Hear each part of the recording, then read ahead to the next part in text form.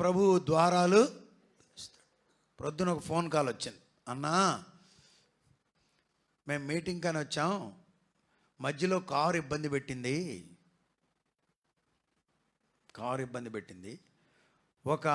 ఒక auto driver కారులో 6 ఎక్కించుకుని ఉంటే, పాండురేఖ దగ్గరలో పాస్టర్ గారు సెలవురాజు గారు అని ఉంటారు, ఆయన చెప్పిన సాక్ష్యం.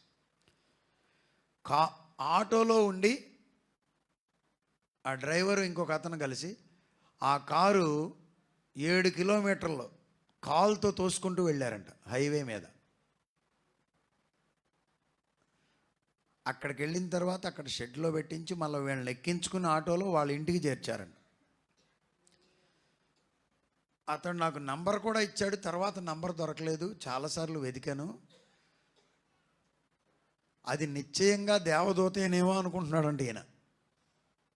మగ సభలకు వస్తే దేవదూతను ప్రభు మా కొరకు పంపాడు, కారును కాలుతో తోసుకుని అంత దూరం ఎలా వెళ్ళారా అని మా పాస్టర్ గారు ఇప్పుడు అడుగుతుందని చెప్తున్నాడు పొద్దున ఆయన.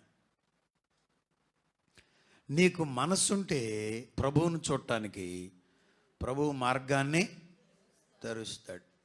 కొంతమంది కుంటి సాకులు చెప్తున్నారు, మరి పాస్టర్ గారు నేను రావాలనుకున్నా కానీ ఏమైంది, నీకు రాలేకపోయిందంట.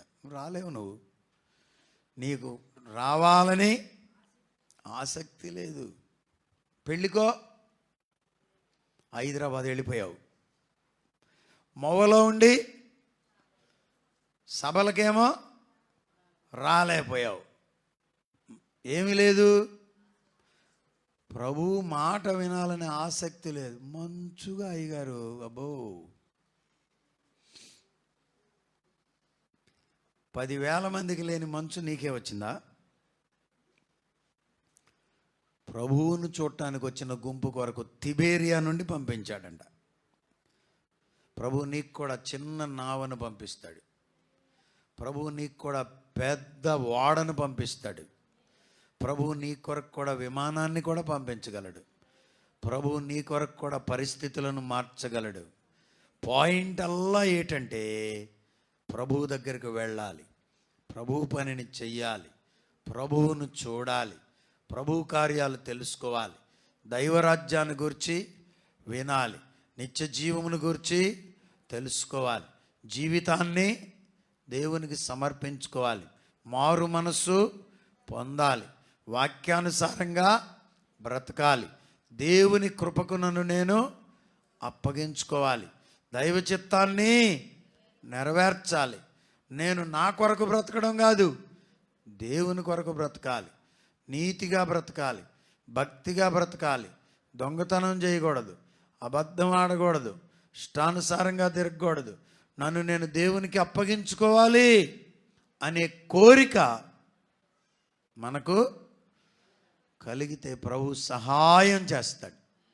ఆమెన్. God helps. ప్రభు సహాయం చేస్తాడు. మనసుంటే మార్గాన్ని ప్రభు తెరుస్తాడు. హల్లెలూయా. గృహకూటం లేదు మీలో చాలామంది గృహాల్లో ఉందా?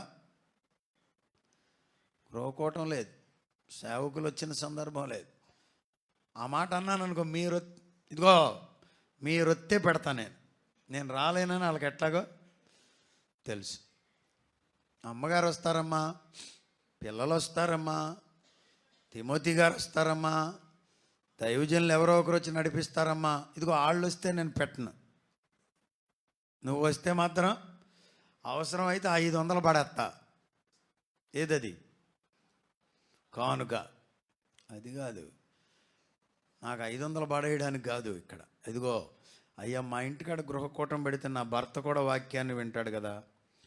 మా ఇంటి దగ్గర గృహకూటం పెడితే నలుగురు మా చుట్టుపక్కల వారిని పిలుచుకుని వాక్యం వింటారు కదా. మా ఇంటి దగ్గర గృహకూటం పెడితే కాసేపు మా ఇంట్లో ప్రార్థన జరుగుతుంది కదా. మా ఇంట్లో గృహకూటం ఆశ ఉండాలి.